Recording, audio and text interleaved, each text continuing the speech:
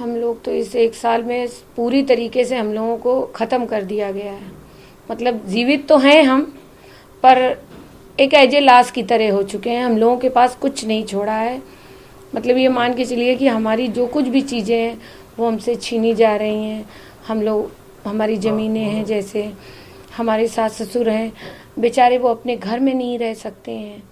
वो बेचारे एक मतलब बहुत छोटी सी जगह पे एक कुलिये में रह रहे हैं और इतने वृद्ध हैं।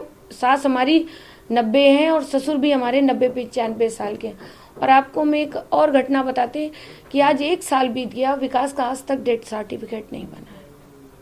हमने उसके पीछे इतना दर दर भटके हैं मैम, हर थाने में, हर चौकी में, हर पुलिस वाले, हर अधिकारी से, सबके पास मैंने पूरे पूरे दिन बैठ के गुहार लगाई, पर किसी ने भी नहीं सुनी। आज एक साल हो गया इसको और डेथ सर्टिफिकेट नहीं बना। हम लोग बहुत परेशान हैं। समझिए हम लोगों की फाइनेंशियली पूरी तरीके से हम लोग टूट चुके हैं।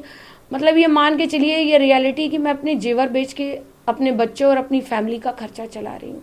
हमारा बड़ा बेटा हम जो 3 साल का मेडिकल कर चुका है, अब हम आगे इसको नहीं पढ़ा पा रहे हैं क्योंकि हमारे पास पैसा नहीं है। यदि कास्ट डेथ सर्टिफिकेट बन जाए तो विकास का कुछ भी जो थोड़ा बहुत भी बीमा है वो हमको मिले, जिससे हम अपने बच्चे की पढ़ाई कंटिन्यू करा सकते हैं। मेरे लिए बहुत मतलब ये एक साल इतना ज़्यादा हम लोगों के लिए ख़राब गया है। कोई मदद नहीं करने को तैयार है। जहाँ पर भी जाते हैं वहाँ बैठे रहते हैं हम लोग, कोई सुनता ही नहीं है हम लोगों की। मैं पूरे पूरे दिन बैठी रहती हूँ, लोग बैठाए रखते हैं, फिर शाम को बता देते हैं कि नहीं ये नहीं, आप यहाँ चले जाओ, आप यहाँ चले जाओ। बस मेरा टाइम बस ऐसे ही बीत रहा है भाग। आप समझ सकते हो, आप भी एक लेडीज़ हो, सिंगल पेरेंट्स होना दुनिया में सबसे कठिन काम है। उस जॉब को भी मैं बहुत अच्छे तरीके से अपॉर्चुनिटी ले रही हूँ कि मैं करूँगी, करने का है, क्योंकि मुझे अपने बच्चे पढ़ाने, मतलब बच्चे पढ़ाने के लिए मुझे इतना स्ट्रगल करना पड़ रहा है कि मैं अपने बच्चों की फीस नहीं जुटा पा रही हूँ। आज के टाइम पे कोई मदद नहीं करने को तैयार है। कहीं भी चले जाते हैं, ये आप समझिए डेथ सर्टिफिकेट के लिए मैं पोस्टमार्टम हाउस गई, वहां पर जो भी देखता है, अरे ये तो बहुत हाइट पे केस है, अरे बहुत हाइट पे केस है। विकास दुबे के बाप का नाम राकेश दुबे लिख दिया गया, राम कुमार दुबे की जगह राकेश दुबे कर दिया गया। बताइए कैसे बनेगा मैम? कहाँ जाऊं, कैसे जाऊं? दर दर भटक चुकी हूँ इस चीज के लिए।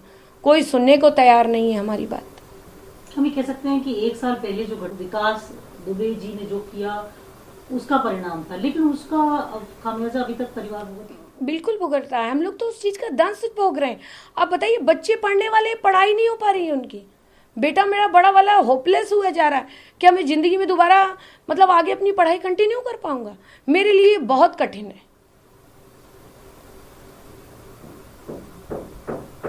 मैं समझ किस तरीके से आप आज से यहाँ तक चल रहे हैं। क्या कोई, क्योंकि बहुत सारी चीजें हैं, ये आ रहा था कि उन्होंने बहुत सारा पैसा कमाया, विकास जी के नाम पे 500 करोड़ की कहीं संपत्ति है, 1000 करोड़ की कहीं है, उनका बड़ा बेनामी पैसा लगा है, बहुत संपत्तियां हैं उनकी। आपको, परिवार को, आपको मेरे देख के और मेरा घर देख के ऐसा लग रहा है कि मैं 550 करोड़ की मालकिन हूँ? ऐसा आपको कुछ फील हुआ इस घर में आके? ऐसा कुछ नहीं, ये सब फेक न्यूज थी मैम। 550 करोड़ होता तो मुझे आज आप लोगों के सामने बैठ के अपने उत्तर प्रदेश की सरकार से गुहार लगानी पड़ती कि हमारी तरफ भी तो देखिए सर। आपको इस केस में कहीं दोषी पाया पुलिस ने? मैं दोषी, मेरा इस केस से कोई लेना देना नहीं था। वो कानपुर में रहते थे, मैं लखनऊ में रहती थी। सब कुछ क्लियर हो चुका था, पर दोषी तो नहीं मुझे पाया गया, पर उस दोष का दंड मैं भोग रही हूँ 1 साल से। वो दंश हम हमारे बच्चे झेल रहे हैं कि हम लोग को हर तरीके से तोड़ दिया गया है। मतलब एक कमरे में हम लोग बंद हैं, हम लोग अपनी किसी को कह नहीं सकते हैं, किसी को बता नहीं सकते हैं, हम लोग की कोई विधा सुनने वाला ही नहीं है। आपने सरकार ने कभी कहा मुख्यमंत्री जी? मैंने मुख्यमंत्री जी के पीआरओ से बात करी है, एक बार नहीं, मैंने कई बार कॉल कराई। एक बार तो बंदे ने उठाया, फिर उसके बाद उसने कभी मेरी कॉल नहीं उठाया। ऐसा कोई व्यक्ति नहीं है जिसको मैंने कॉल ना किया हो। छोटे से लेके बड़े तक से मैंने बात करी। आज मैं हार के ये सब आप लोग के समक्ष रख रही हूँ, क्योंकि मैं हार चुकी हूँ, क्योंकि मुझे कोई मिल ही नहीं रहा है ऐसा जो अब डेथ सर्टिफिकेट के लिए। आप बताइए मैडम, जब विकास खत्म हुए, ये डेथ सर्टिफिकेट की प्रतिक्रिया तो दाह संस्कार गृह से होती है। मुझसे दस्तखत कराए गए पर मुझको कागज नहीं दिए गए। पता नहीं किसको कागज दे दिए गए।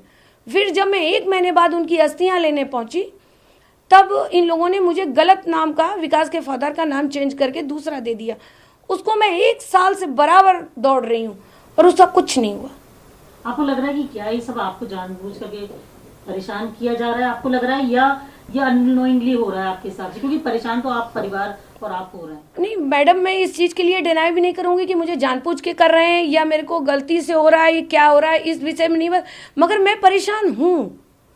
मुझे परेशान किया भी जा रहा है कि नहीं किया जा रहा है, बड़े आला अधिकारियों तक जा रही है खबर कि नहीं जा रही है। अब ये तो मैं नहीं एकदम पूछती, मगर मैं हर जगह जाती हूँ।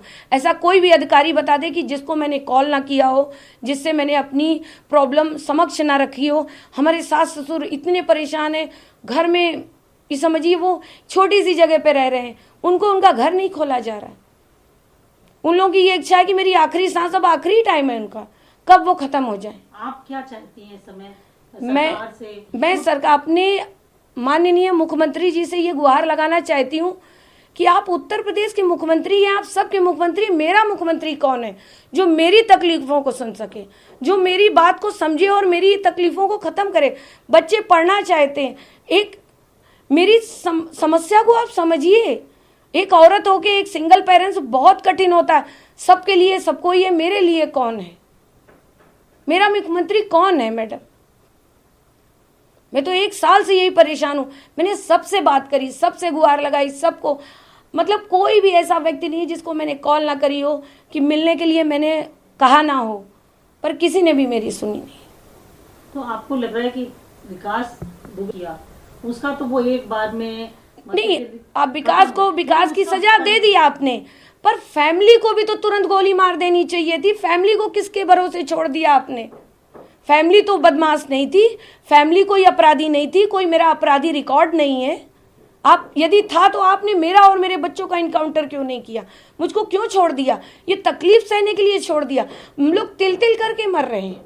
या तो फिर आप, मैं तो खुद कहती हूँ सरकार से, हमको इच्छा मृत्यु का आदेश दिया जाए, हम तीनों मर रहे, क्योंकि मैं बुजदिली की मौत नहीं मरना चाहती हूँ। नहीं आदमी कहेगा विकास करके चले गए और बच्चे बीवी ने आत्महत्या कर ली। हम इस लाइफ को, अपनी लाइफ को स्ट्रगल करके जीना चाहते हैं, मगर जो मेरा है वो मुझे मिले तो। मेरे सास ससुर, मेरा परिवार पूरा बिखरा हुआ पड़ा हुआ है। मैं सबको समेटना चाहती हूँ, कब कैसे समेटूं मैडम? पैसा नहीं है हम लोगों के पास, हम अपने जेवर बेच के खर्चा चला रहे हैं 1 साल से।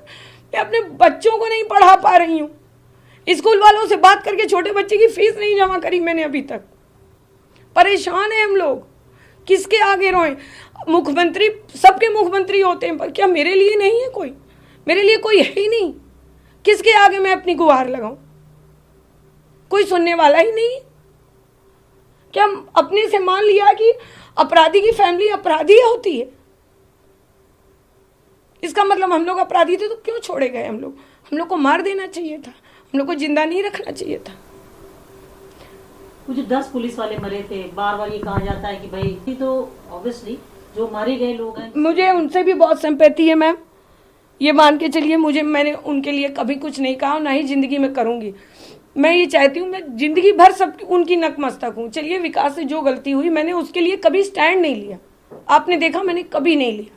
मैंने उस चीज को माना, मैंने उनकी गलती को एक्सेप्ट किया, बट अब फैमिली को क्यों आप भुगा रहे हैं? हम लोग भोग रहे हैं इस समय। एक औरत के लिए उसका बच्चा जो मेडिकल क्लियर कर चुका हो, 3 साल से वो पढ़ नहीं पा रहा हो, उसके लिए बहुत बड़ा कष्ट है। हम लोग हर पल मरते हैं, जी नहीं रहे, हम लोग लाश हो चुके हैं, कोई नहीं है। आज मैं आप लोग के समक्ष आई हूँ, ब्राह्मण समाज ने मुझे बहुत मदद करी, मुझे खड़ा किया उन्होंने, नहीं तो मैं कब खत्म हो जाती। हर पल पे उन लोगों ने मेरा ध्यान दिया। मैं ब्रह्म समाज की हमेशा शुक्रगुजार रहूंगी, जब तक जीऊंगी तब तक उन्हीं के लिए। अभी कह सकते हैं कि आप ये चाहते हैं कि आपके परिवार की भी बात सुनी जाए? हाँ, नहीं जरूर, रक्षा उनकी भी। हाँ, हम भी आम नागरिक हैं, इसी समाज की जनता हैं, हम कहाँ जाए हम? आपके लिए वैसे भी आम लोगों की तरह निकल पाना शायद बहुत मुश्किल है। मैं गेट के बाहर नहीं जा सकती, आदमी ऐसे देखता है जैसे चिड़ियाघर से कोई जानवर छूटा हुआ। आप ही समझिए हम लोग कैसे स्ट्रगल कर रहे हैं। या तो सरकार बताए तो हम लोग घर के अंदर अपने आप को खत्म कर लें, रियलिटी है। अब नहीं झेल पा रहे हैं मैडम।